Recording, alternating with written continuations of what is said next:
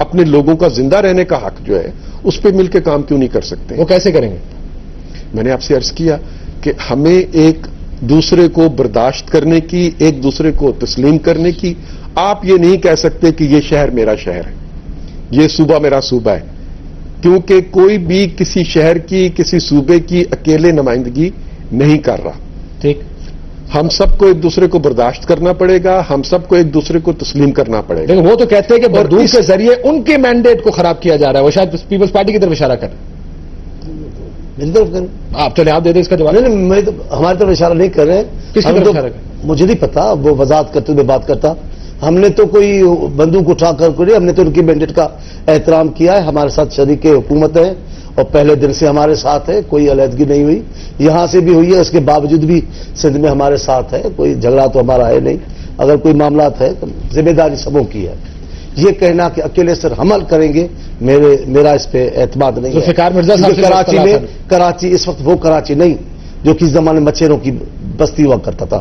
کراچی آج پورے پاکستان کا ایک مشترکہ شہر بن گیا ہے، جس میں کئی لوگ، کئی مفادات والے لوگ آ گئے، کئی گروہ شامل ہو گئے ہیں. اب ایک پارٹی کا ہو سکتا ہے وہ کہتے ہیں کہ ہمارے دور میں امن امان رہا، تو پھر بتانا چاہیے اب بھی حکومت میں شامل ہے. اب وہ منصوبہ بتا کر اس پہ عمل درآمد کرانا چاہیے.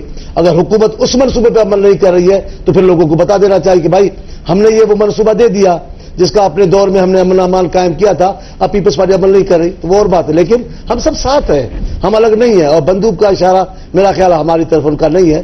ہم نے ان کے مینڈیٹ کا احترام کرتے ہوئے یہ کیا. اور آپ کہتے کہ حل کرنا، یہ حل کرنے کی جو بات تھی، پرویز رشید صاحب کہتے کوئی قومی بات ہونی چاہیے، ایجنڈا لفظ نہیں تھا.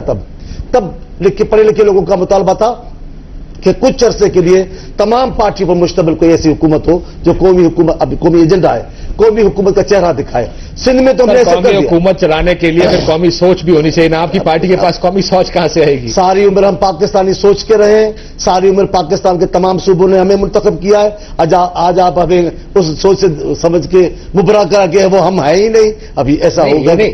آپ کی جو حکمران بیٹھے ہیں، یہ تو بڑی زیادتی ہے. کیا وہ یہ فیصلہ کرتے ہیں جب بجلی کا مسئلہ ہو تو یہ سوچ کے فیصلہ کرتے ہیں قومی مفاد کس میں؟ یہ دیکھتا ہے کہ ہمارا مفاد کس چیز میں؟ یہ قومی سوچ ہے سر. صرف بجلی قومی سوچ نہیں ہوتی اور بھی شروعات کس کے پاس ہے. سنیے گا، ایک صوبے کی سیاست کرنا یہ آپ کہہ سکتے ہو کہ قومی سوچ کے منافی ہے. لیکن کوئی آدمی پورے پاکستان کی سیاست کر رہا ہے اس کو آپ نہیں کہہ سکتے. لیکن دوسری بات، جب ہمارے علاوہ بھی تو وزیر اعظم رہے نا 2 بار، انہوں نے اس ایشوز پہ کیا کیا؟ انہوں نے بجلی کے معاملے میں کیا پیش قدمی کی؟ انہوں نے پانی کی کمی کے لیے کیا پیش قدمی کی؟ آج وہ پانی کا مسئلہ اٹھاتے ہیں. انہوں نے اپنے دور میں پانی کا مسئلہ کیوں نہیں حل کیا؟ آج ڈیم کا مسئلہ اٹھاتے ہیں، وہ اپنے دور میں ڈیم کا مسئلہ کیوں نہیں حل کیا؟ ہم صوبائی سوچ نہیں ہے، ہم قومی سوچ ہے. اسی لیے ہم نے قربانیاں بھی دی ہیں، مسائل قومی سوچ لیکن ہم رکھتے ہیں. اس وجہ سے آپ ہمیں اس سے الگ نہ کریں. احتجاج صرف سندھ میں ہوتا ہے، یہ نہیں پیپلز پارٹی کا احتجاج ایسی کئی چیزیں میں بتاتا ہوں.